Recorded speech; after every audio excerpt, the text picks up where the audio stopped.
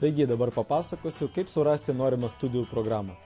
Tai galima padaryti dviem būdais. Einame į skiltį universitetai ir šalis ir pasirenkam studijų programas. Atsidariusiame lange matome visas studijų programas, jų yra iš tikrųjų labai daug lapų. Todėl tam, kad surasti norimą studijų programą, ieškiklę parašai tiesiog kažkokį raktinį žodį. Pavyzdžiui, noriu stoti į marketingą. Ir spaudžiu surask. Ir man tiesiog suranda visus pasirinkimus marketingo visose aukštosiose mokyklose. Arba, pavyzdžiui, noriu stoti į inžineriją. Spaudžiu surask.